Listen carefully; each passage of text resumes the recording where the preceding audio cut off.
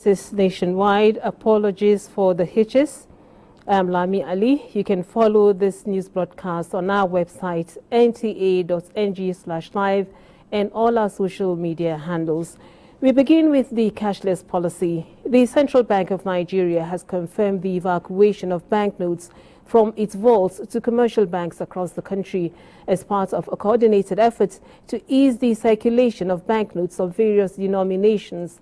It has also directed all commercial banks to open for operation on Saturdays and Sundays.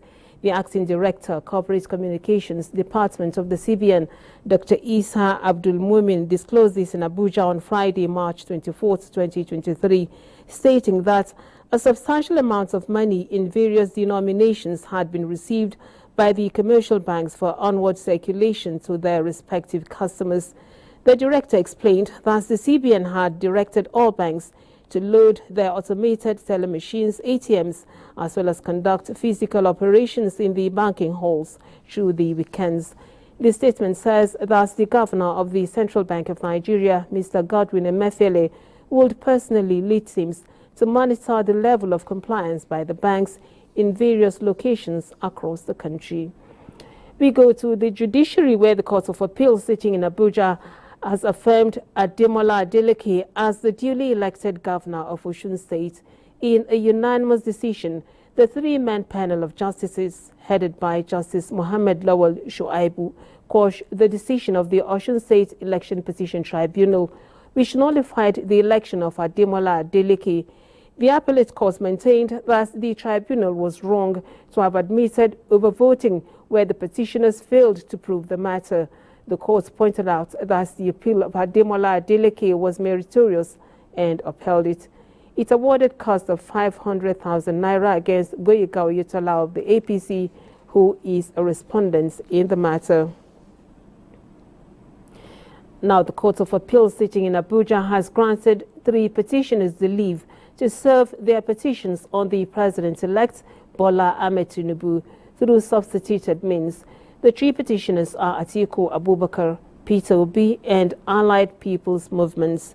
The petitioners, who came through motion ex parte, prayed the court to grant their applications. With this leave of court, the petitioners will now serve their petitions on the President-elect through the APC National Secretariat in Abuja. Still on election matters, efforts of the Independent Corrupt Practices and Other Related Offences ICPC to arraign a former registrar of the Joint Admissions and Matriculation Board, Professor Dibu Jerinde, has been stalled due to the absence of other defendants in court. Olabode Arewa reports that the defendants are being rearranged on new counts of alleged fraud and stealing.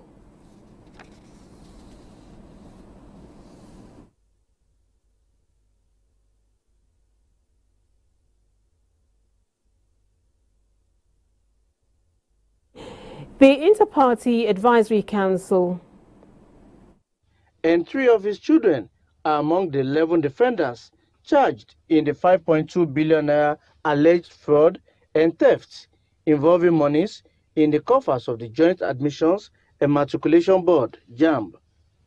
Upon arraignment on the new counts filed by the ICPC, the first defendant was about to take his plea when the court discovered the absence of other defendants. Upon inquiry, the prosecution counsel, Henry Emore, confirmed non-service of the summons on the other defendants. The court thereafter stood down and adjourned the matter to April 19 to enable the prosecution effect service on other defendants. In the earlier case, 18 counts of fraud and identity theft were filed against Dibu Jerinde, while some properties have been seized from him by the ICPC. In another matter, the Federal High Court Abuja has granted an order of mandamus compelling INEC and the Inspector General of Police to arrest and investigate some alleged electoral offenders who engaged in election malpractices during the presidential election held in Kogi State on February 25, 2023.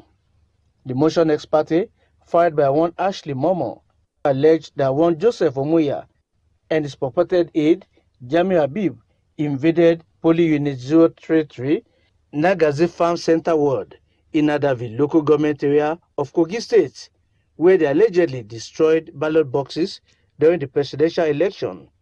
She tendered a video clip as exhibits. The matter was filed in compliance with the Electoral Act 2023, which grants prosecutorial powers to INEC. The court had graciously granted us leave this morning to file a notice of motion demanding that they be compelled to carry out those demands of the applicant. The applicant was an election observer in Abuja, Olabodarewa. NTA News. Now, the Inter-Party Advisory Council is advocating for the immediate prosecution of all electoral offenders and their sponsors. This formed part of the Council's General Assembly meeting, which reviewed the conduct of the 2023 general elections. Timothy Yusuf has the reports. This is the first meeting of the leadership of the 18 registered political parties under the banner of the Inter-Party Advisory Council, IPAC. Far-reaching decisions were reached following their review of the 2023 elections. Council urged INEC to review the procedure for appointing resident electoral commissioners (RECs) to ensure only competent and patriotic Nigerians head the Commission's state offices across the nation. As some of the challenges encountered during the elections, particularly the use of beavers and RF voters, were caused more by human factors than the equipment. While reiterating its position on resisting any attempt to subvert the people's mandate, IPAC urged stakeholders in the electoral process to respect the wish of the people as sovereignty resides in them. IPAC urges the judiciary to be decisive and uphold the rule of law in adjudicating on various election petitions before it as the last hope of all aggrieved citizens. The council charged INEC to sit up and take its constitutional duty seriously to avoid the preventable glitches and hitches with its bimodal voter accreditation system BVAS. Timothy Yusuf, NTA News. Meanwhile, INEC has assured candidates, supporters and civil society groups who are not satisfied with the conduct of the 2023 general election to approach the courts, and any documents needed to prosecute the case will be made available to them. INEC's Deputy Director of Security, Ndidi Okafo, gave the assurance when a pro-democracy group, Coalition for the Restoration of Kaduna Mandate, embarked on a peaceful protest against the results declared of the governorship election in Kaduna State. The group frowns at arbitrary cancellation of results, especially in Lere, Gachia, Kagarku and Kudan local government areas. Irregularities abound. We call on the Commission to immediately commence the review of the results of the governorship elections in Kaduna State to ascertain the true winner of the election. We demand that no certificate of return should be issued to the candidate of the APC or anyone for that matter unless this process is concluded and resolved in favor of whoever will eventually be given the certificate of return. It is your right, to make known your grievances, and that peacefully. So we will submit your written paper back to the Commission for necessary action. Nigeria belongs to all of us, and in all that we do, we must be conscious of preserving the country for ourselves, for our children, and for those that are yet to be born. Now, the camp of the President-elect Bola Tinubu has described a report making the rounds about the Chief Justice of Nigeria, Olukayode Ariwola, purportedly disguising to meet President-elect Bola Tinubu in London as grossly fake, misleading and malicious. In a statement, the Director, Media and Publicity, APC Presidential Campaign Council, Bayo Onanuga, says the story was a pure concoction from people bent on creating doubts and public distrust about the legitimacy of our recent election, which was won by Asiwaju Bola Ahmed Tinubu. He refutes that there has been no clandestine meeting between the President-elect and the respected Chief Justice of Nigeria. anywhere, as against the report which claims that the Chief Justice left Nigeria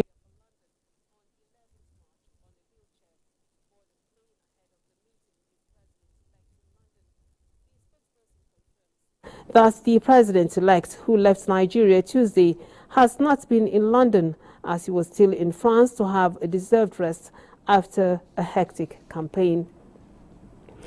Now, Secretary to the Government of the Federation, Boss Mustafa, on behalf of the Federal Executive Council, expresses best wishes to the Muslim faithful as they commence the month-long Ramadan fast. The SGF, in a statement, urges the Muslim faithful to observe the Ramadan in accordance with the teachings of Prophet Muhammad as enshrined in the Holy Quran, and emphasize the need for them to use the occasion of the fast to pray for peace, unity, prosperity and stability of the nation. The SGF wishes all Muslim faithful a successful fasting season. Time now to go to Lagos to join Adeola for stories trending from the Center of Excellence. It's over to you, Adeola. Thank you, Lami. If Nigeria is to meet its target of eradicating tuberculosis by year 2030, awareness on the importance of testing needs to be intensified and stigma stopped. Experts are emphasizing this as the nation joins the global community to mark another World Tuberculosis Day. Kehinde Adebisi has details. Tuberculosis remains one of the world's top infectious killers. According to the World Health Organization, the disease causes 1.6 million deaths annually and affects millions globally, with enormous, devastating health and socio-economic impacts on families and communities. The contagious bacteria infection is still a universal concern as world leaders race to end its scourge by year 2030. Index cases, working towards diagnosing people that might have tuberculosis, in order to ensure that appropriate intervention is instituted early enough, in order to control, get them treated and cured, and then reduce the risk of transmission to people that make contact with them. Nigeria is not left out in the fight to eradicate the deadly but preventable illness. Healthcare practitioners are calling for more awareness, especially as government has made available free tuberculosis diagnosis and treatments across the country. We have potent drugs that can take care of TB. And once somebody is identified and treated, then you can be rest assured that the person will get cured, and the issue of stigma will be a thing of the past. In line with the theme for this year's World Tuberculosis Day, yes, we can end TB. Experts say concerted effort from all and sundry is key. Just flood the whole airlines with messages on TB, and of course building the health systems, strengthening referrals and linkages, and also building the capacity of the healthcare workers. I'm sure by the time we plug all these holes, we should be able to address that. World Tuberculosis Day is commemorated this year with the aim of promoting optimism, fostering high-level leadership, encouraging increased investment, swift adoption of new World Health Organization recommendation, and strengthening of multi-sectoral partnership to combat the disease. March 24th has been set aside by the United Nations to amplify awareness on the deadly infection since 1882, when the bacterium causing tuberculosis was discovered. In Lagos, Kehinde Adebisi, NTA News. Let's take some messages. Nationwide continues shortly. Please.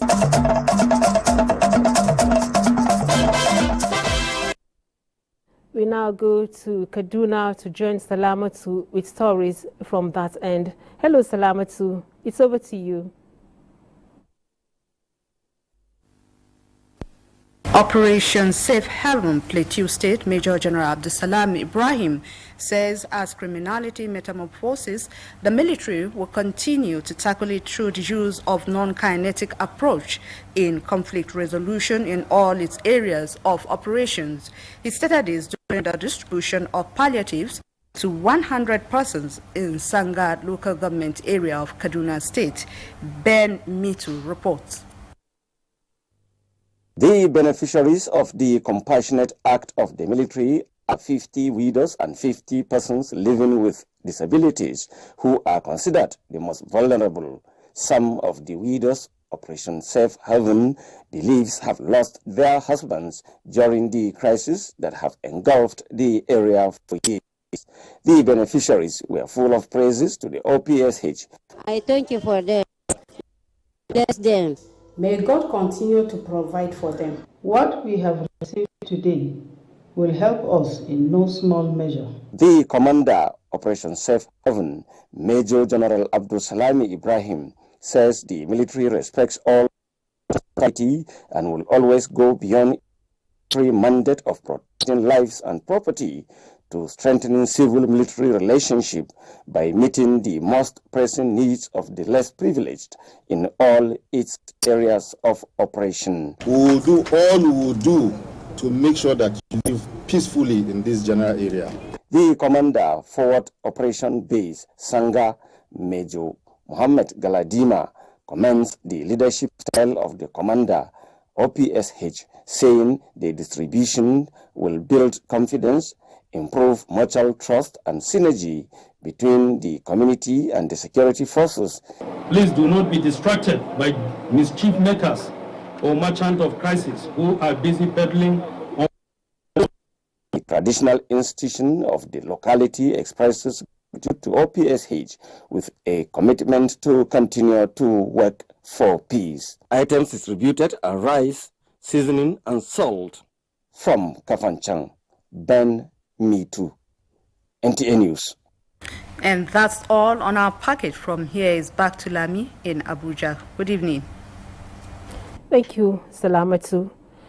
Now, following the commencement of the Ramadan fast, Zamfara State government has relaxed the 8 p.m. to 6 a.m. curfew recently imposed on all parts of the state. The curfew now takes effect from 10 p.m. to 5 a.m. daily. This is contained in a statement issued by the State Commissioner for Information, Ibrahim Dosara. According to the statement, the adjustment is to enable the Muslim faithful in the state to attend the required religious rites and obligations during this holy month of Ramadan. It may be recalled that Zamfara State government had since Tuesday this week imposed a statewide curfew to curtail the spate of attacks on innocent people, looting and vandalism of public and private property in the name of jubilation for the success of the People's Democratic Party, PDP, at the just concluded governorship election in the state. Now, following the fatal crash that was recorded in the early hours of Friday, the Co-Marshal of the Federal Road Safety Corps, Dauda Alibiu, has directed that a unit be established at the Gamawa section of Bauchi Road in order to curtail such happenings. The crash was said to have occurred as a result of overloading, excessive speed and tire bursts, which led to the loss of control by the driver of the vehicle, which had 24 passengers on board. The FRSC commiserates with families of the deceased and speedy recovery to the injured. Now, the Nigerian Army is developing the capacity of its personnel for effective communication and intelligence gathering in the grassroots. This is the focus of the language proficiency course organized by the Nigerian Army Resource Center in collaboration with the Nigerian Institute of Language, aimed at enhancing conflict resolutions mechanism.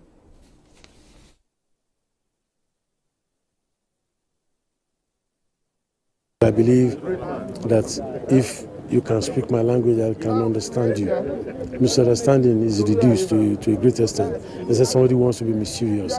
Even with that, you will be very careful in doing that. So it cuts across a lot of reasons, and that's why we believe that yes, it's contributing so much to the success that has been achieved. This edition of the program is the 12th in the series of the course introduced in the center since 2018. The Federal Capital Territory Security Joint Task Force has commenced another phase of patrol and show of force around the nation's capital's boundary communities. The operation is targeted at strengthening security of the FCT ahead of events leading to the institution of the incoming democratic dispensation. Security correspondent Onotu Yakubu brings us the details. The Joint Task Force has one mission for the operation, and that is to ensure that every part of the Federal Capital Territory is watertight and unchallenged by any form of threat to security. First, the team advanced towards Kuje and straight to a shanty location where intelligence pointed to suspected links and drug supply chain to kidnappers terrorizing the area. After it was cordoned off, the discoveries proved the efficacy of the intelligence.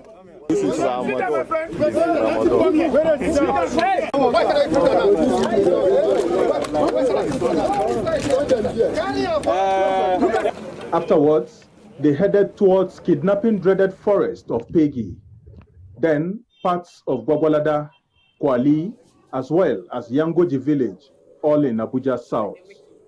In fact, I'm very happy to see you people in my community today, and I believe by mentioning you people here today, the bad ones that are among us, they will be fearing of entering this community again. Before issue of kidnappers and other things coming up, then we the villagers will cope up to make sure we protect our people here. The hopes of members of these communities are that such patrol operations will be sustained in the days ahead to strengthen confidence in them and ward off threats that has become synonymous to the areas. Onotu Yakubu, NTA News. Research and development plays a significant role in keeping up with global technological advancements.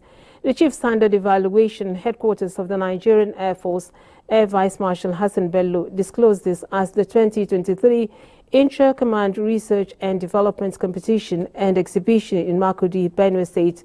Cameron Kaneng-Ladoja was at the Nigerian Air Force Tactical Air Command, Makurdi, and now reports.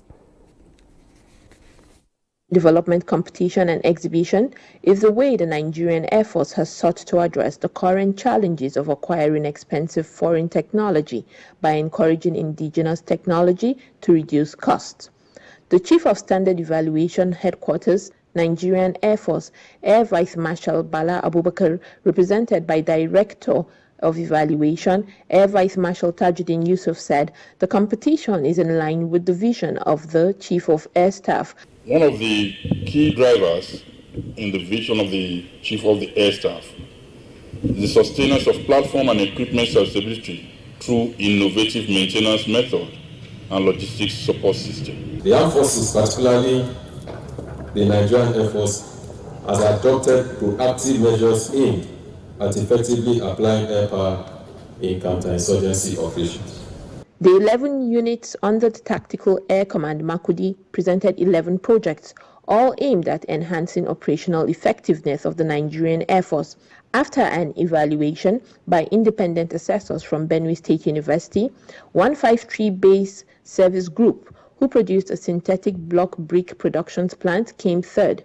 109 Composite Reconnaissance Group, with a Jet Air 1 purifying system, came second, and 141 Communications Group emerged as winner with the design and construction of a short-range UAV passive air defense electronic jammer.